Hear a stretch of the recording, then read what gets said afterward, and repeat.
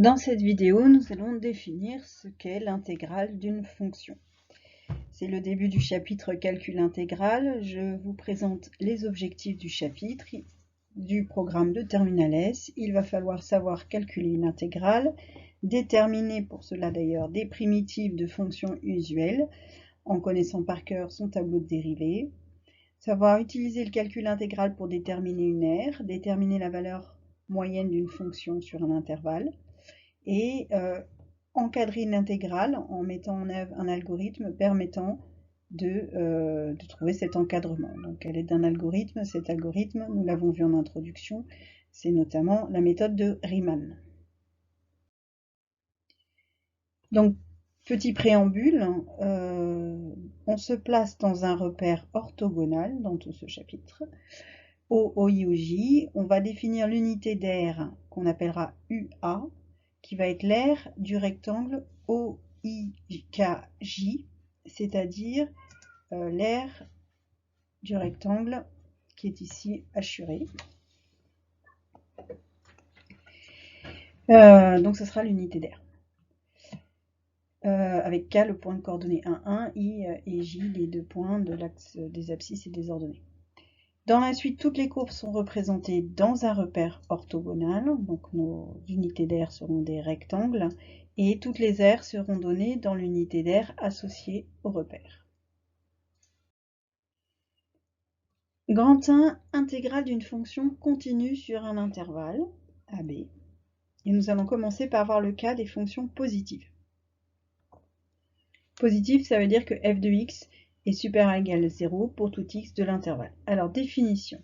On note comme ceci, avec ce symbole qui ressemble à un S allongé, A qui est écrit en dessous et B au-dessus, f x dx qui se lie intégrale, donc ça c'est intégrale de A à B de f de x dx. C'est l'aire du domaine compris entre l'axe des abscisses, l'axe des abscisses ici, la courbe de la fonction là, la droite d'équation x égale a ici, et la droite d'équation x égale b là. Donc c'est cette aire que j'ai hachurée. Quelques remarques. Ce domaine hachuré, on peut aussi le décrire ainsi en disant que c'est l'ensemble des points dont l'abscisse est entre a et b et dont l'ordonnée est entre 0 et f de x. Alors je rappelle que cette définition de l'intégrale comme une aire, ce n'est valable qu'à condition que f soit supérieur ou égal à 0. La fonction elle est positive. La fonction, donc comme j'ai dit tout à l'heure, elle est positive, et quand on a a inférieur à b, comme c'est bien une aire, et qu'une aire c'est un nombre positif, on a l'intégrale qui est positive. Mais j'insiste, c'est dans le cas où la fonction est positive, c'est-à-dire à valeur positive, et que la borne d'en bas est inférieure à la borne d'en haut. Si je fais intégrale entre a et a de f de x dx, c'est-à-dire que je fais l'intégrale, je veux calculer l'aire entre là et là, donc je vais faire l'aire d'un rectangle qui a pour largeur 0 et hauteur f de a. Donc de toute façon, l'aire de notre rectangle va être égale à 0. Et enfin, cette variable x qu'on voit là, f de x dx, elle est muette, c'est-à-dire que son nom n'intervient pas dans le résultat. Que ce soit f de x dx, f de t dt, f de s de s, c'est pareil. C'est la même chose quand on calculait pour une suite, somme des uk par exemple, pour k égale 0 à n, ben, qu'on l'appelle k, j ou je ne sais quoi, c'est pareil, c'est juste une notation, mais la valeur, c'est la même.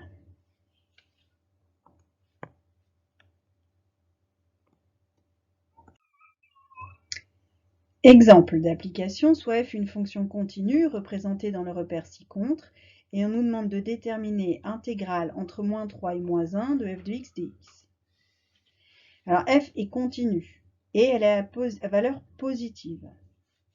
Ça se voit, la courbe est située au-dessus de l'axe des abscisses. Par conséquent, l'intégrale entre moins 3 et moins 1 de f de x dx, ça va être l'aire sous la courbe située entre la courbe de f, l'axe des abscisses la droite d'équation x égale moins 3, c'est-à-dire qu'on est ici. Et la droite d'équation x égale moins 1, on est là. Donc c'est cette aire-là que j'ai coloriée. Donc pour calculer l'intégrale, il faut que je calcule cette aire. Cette aire, c'est un triangle et un rectangle de hauteur 2 et de largeur 1 pour chacun.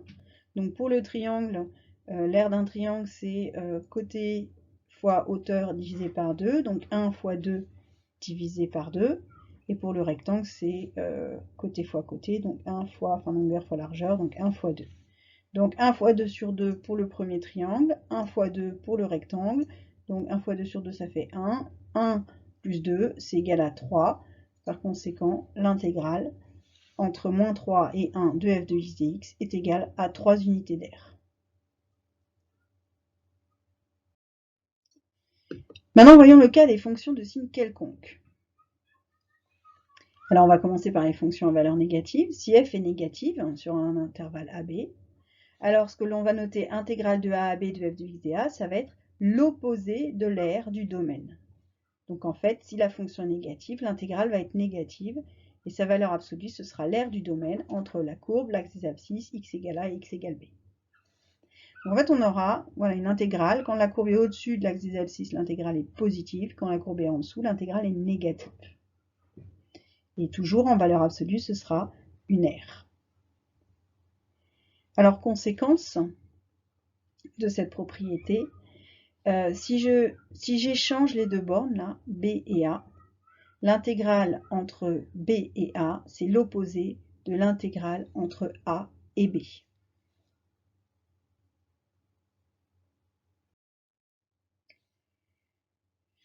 Donc au final, si j'ai une fonction qui est définie, qui est continue, de signe quelconque, sur un intervalle, et que C est sa courbe représentative, alors intégrale de A à B avec A qui est inférieur à B, est la somme des aires algébriques des domaines entre C et l'axe des abscisses.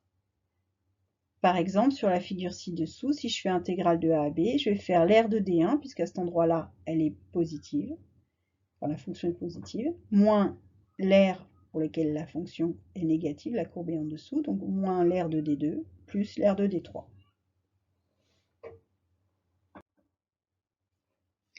À présent, voyons la notion de valeur moyenne d'une fonction. Alors, la valeur moyenne d'une fonction f continue sur un intervalle est le nombre qu'on note souvent mu étant le m grec, mu égale 1 sur b moins a, c'est-à-dire 1 sur l'écart entre la borne du dessus et la borne du dessous de f de x dx. Graphiquement, c'est-à-dire que si j'ai, dans le cas d'une fonction à valeur positive, la moyenne, ça va être la hauteur d'un rectangle qui va avoir, là je suis entre A et B, donc un rectangle qui va avoir une base égale de longueur B moins A, et dont l'aire va être la même que celle comprise entre CF, l'axe des abscisses, et les droites d'équation x égale a, x égale b. C'est-à-dire que mon aire grise est égale à l'aire rose, rosâtre.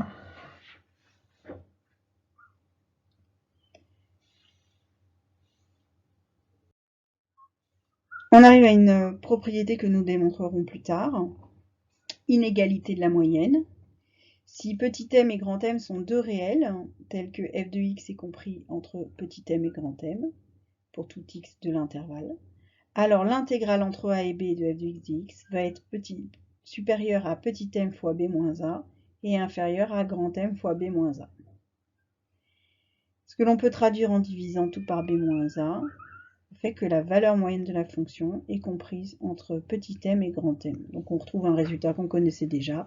Là, une valeur moyenne, c'est toujours compris entre la plus petite et la plus grande valeur.